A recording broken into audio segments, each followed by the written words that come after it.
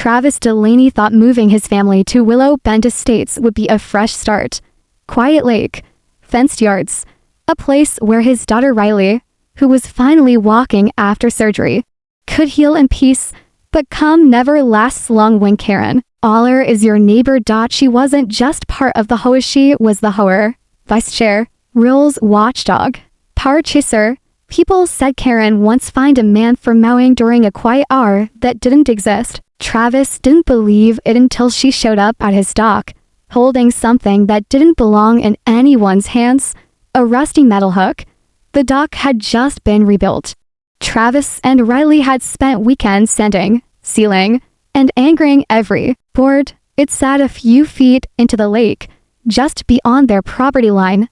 Travis had the paperwork. The HOA had approved it 2 months earlier. Karen had her own idea. This structure is in violation of Article 7, she said, lifting the hook toward the dock like a gavel. You're tampering with lake symmetry. That's protected space, Travis. Step closer. I submitted the permit. I revoked it. That's not how this works. Karen leaned in, grinned stiff. It is now. Riley had wandered near the edge, crouched beside the family's small flag painted in her favorite colors. Travis turned just in time to see the hook swing not at him, but at the painted plank. It cut Riley's forearm. A red streak opened on her pale skin. She screamed. Travis lunged forward. Karen didn't back down. She held the hook like she'd just swatted a mosquito. She was in the way. Karen said flatly, "You just cut my kid. She needs to learn where the line is." But something had changed in Travis. His usual calm snapped. He stared down at the hook, then at the dock, then at Karen's golf cart parked illegally. As always, mere inches from the slope of the lake. "You want to talk lines?" he said slowly. Karen blinked. "Excuse me, you just drew one in blood." He didn't say anything else, just turned and helped Riley to the porch.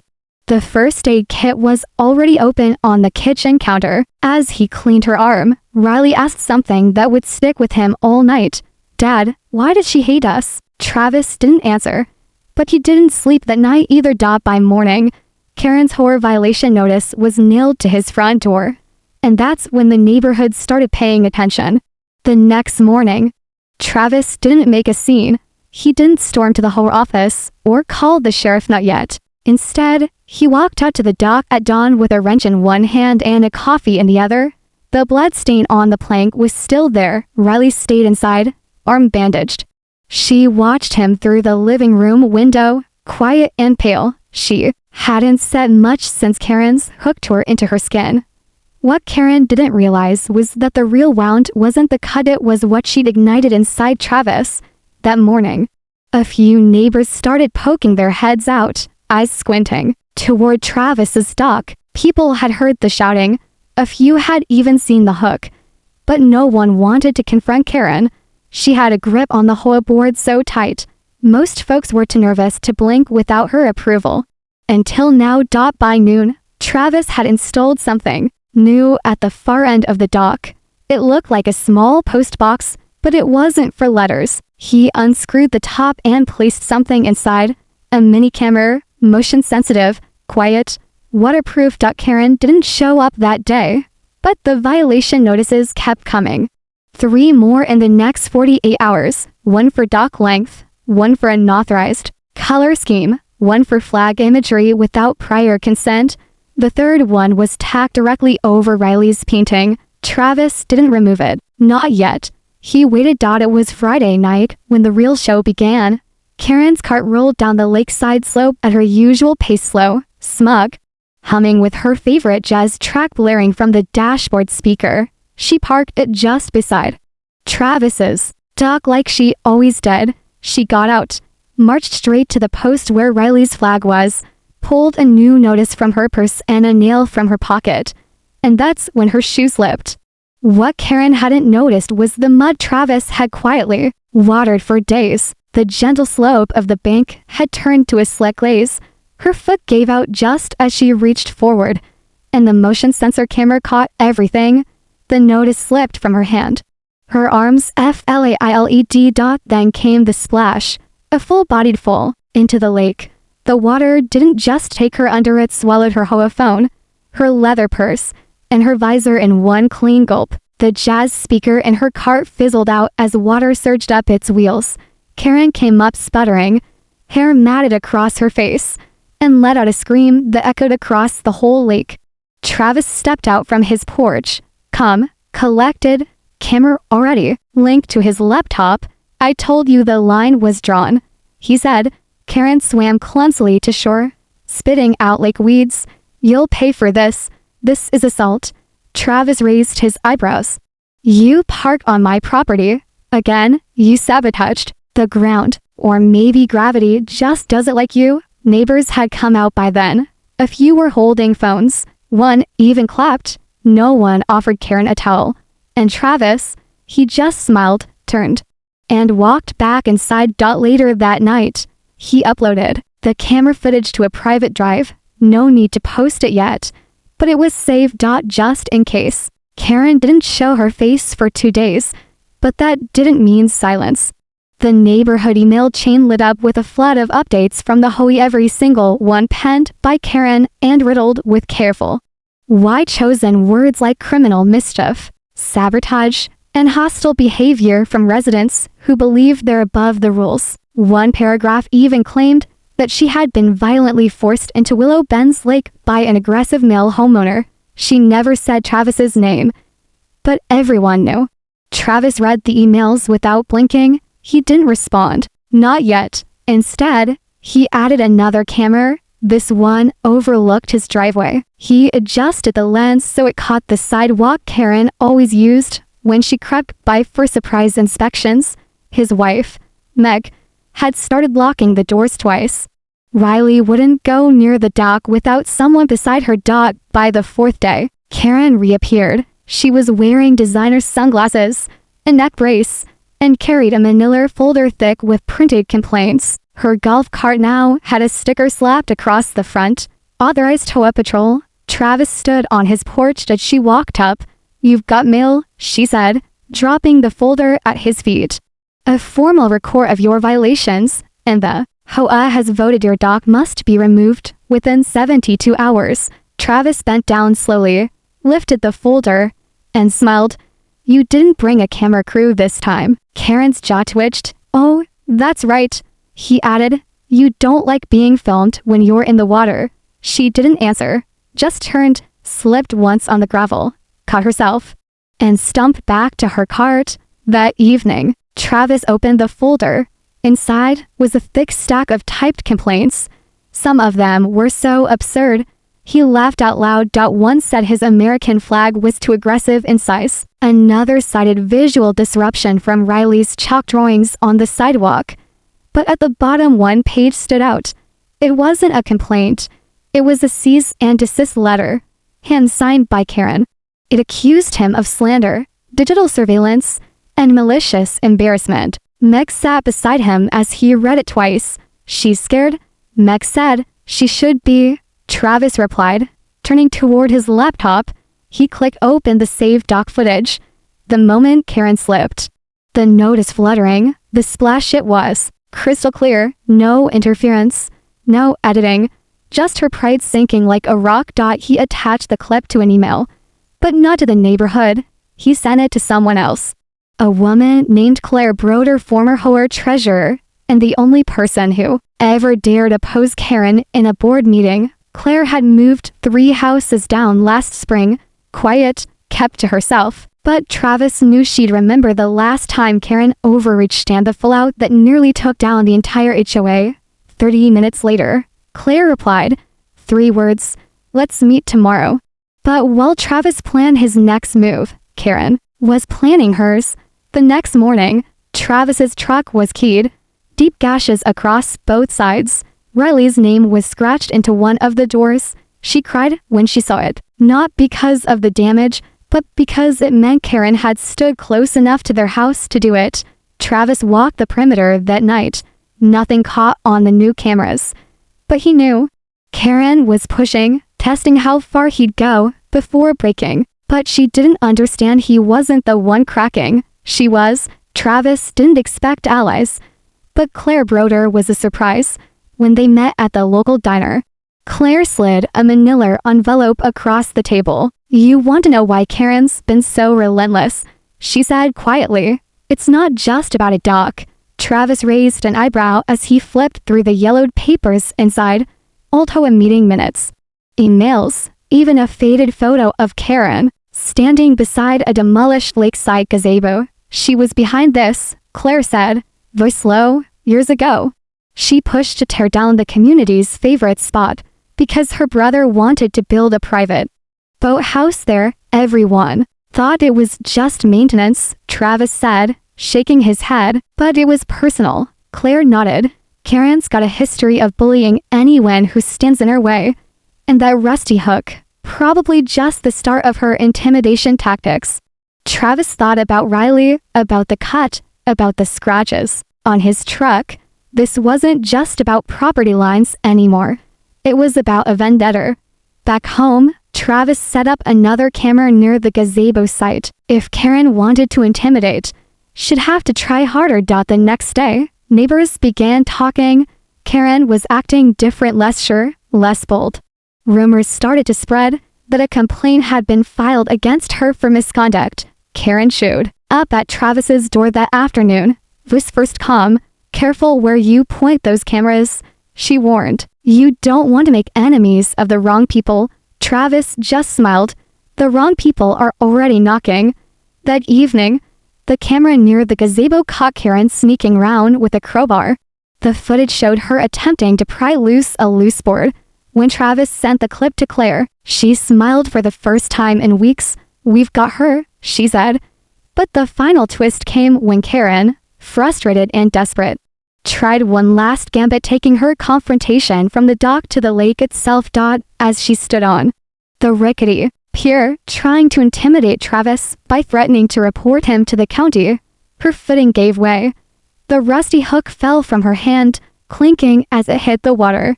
Karen plunged backward, this time not by accident, but by the very trap she'd set for others. She surfaced, sputtering, and Travis's quiet satisfaction was all the answer she needed. The whole neighborhood had heard the splash. By the time Karen scrambled out of the lake, dripping and defeated, whispers had already spread like wildfire. People were gathering, drawn by the spectacle and the chance to finally see the infamous Karen. All humbled, Travis watched from his porch. Riley nestled beside him, still cautious but curious. Karen wiped the mud from her face, eyes blazing with fury. But beneath the anger, Travis noticed something else, fear. For the first time, Karen looked unsure of herself. She stormed toward the horror clubhouse the evening, clutching a stack of papers, the kind only an horror queen could wield. Fines, violation, notices, and threats of legal action. At the emergency HOA meeting, tension was thick. Karen tried to rally support, painting herself as the victim of Travis's campaign of harassment. But the tide had turned. Claire Broder stood up and calmly presented the evidence, the videos, the records of Karen's past misconduct, and the mounting complaints from neighbors who quietly suffered under her rule for years. Some neighbors spoke up, sharing stories of petty tyranny and intimidation. One elderly couple revealed how Karen had fined them for planting unauthorized flowers in their own garden. The board chair, an older gentleman named Mr. Whitaker, cleared his throat. "Karen, your actions have gone beyond the bounds of community standards. The board is considering disciplinary measures." Karen's face twisted with rage. "You don't understand. I'm trying to protect this neighborhood by hurting the people who live here," Mr. Whitaker replied. Outside, Travis heard a crash. The clubhouse windows rattled as Karen slammed her fist against the glass. Later, Travis found a note slipped under his door. It read, "This isn't over." But it was the last real sign of Karen's power. Weeks passed. The HOA voted to remove Karen from all leadership roles. She was barred from approaching the docks or community property. Travis felt a quiet victory and knew better than to let his guard down. Karen's fall had been clean, but the mess she left behind was anything but. Riley finally smiled again, running barefoot along the shore, her scraped arm healed. And Travis, he leaned back, watching the lake ripple in the fading sun, already planning his next move because in Willow Bend Estates, peace was a fragile thing. Just when everyone thought the storm had passed, Willow Bend Estates found itself under a new kind of siege. Karen may have been stripped of her Hoar titles, but her spite was far from over. It started small. A missing garden gnome here, a broken porch light there, nothing obvious, but enough to unsettle neighbors. Then the mailboxes began to get mysterious. Notes, anonymous threats warning people to stay in line. Travis noticed his tires slashed one morning, a sharp reminder that Karen's reach hadn't disappeared. Riley found her favorite bicycle tire punctured. Even Meg's flower beds were trampled in the dead of night. The Hoa board called a meeting, nervously trying to keep the peace while tension mounted. Claire Broder warned them, this isn't about control anymore, it's about revenge. Travis took matters into his own hands. He increased the security around his property, added more cameras, and installed bright floodlights. But Karen was smart. She knew the neighborhood inside out. One evening, Travis caught movement on his driveway camera as shadows slipped behind his truck. He watched, breath held, as the figure bent low to avoid the lights. But the camera's night vision picked up the outline clearly. It was Karen. She'd returned, under cover of darkness, to send a message. The next day, Travis showed the footage to the board. Karen's actions violated multiple community rules, but also crossed legal lines. The police were called. Karen denied everything, spinning tales of neighborhood paranoia and conspiracy, but the evidence was overwhelming. Still, Travis knew this wasn't just about rules or fines anymore. This was personal, and Karen was losing control. That night, as Travis sat on his porch with Riley asleep inside, he felt a strange mix of relief and weariness. The battle was far from over. But now, the fight wasn't just about docks or flags, it was about protecting his family from a neighbor who refused to back down. Just when the pressure from Karen's shadowy revenge seemed unbearable, a surprising ally stepped out of the past. Claire Broder. Travis got the call late one evening. I've found something, Claire said, voice low and urgent. Old records, buried deep in the county archives, things about Karen that no one in Willow Bend knows. Curiosity outweighed caution. The next morning, Travis met Claire at the public library, where she spread out folders thick with yellowed papers and faded photographs. Among them was a story of a similar horror conflict from years ago in a neighboring community miles away, where Karen had once held sway. The details were grim, accusations of harassment, intimidation, and even threats that forced several families to move. One document stood out: a legal complaint filed by a family who claimed Karen had tampered with their property, cutting their fences, slashing tires, and worse. The case had been quietly settled, but the scars lingered. Karen's patterns repeat, Claire said. She doesn't stop until she breaks you. Armed with this new information, Travis reached out to the local news station. A journalist showed interest, ready to dig into Karen's history and expose the truth. Word spread fast.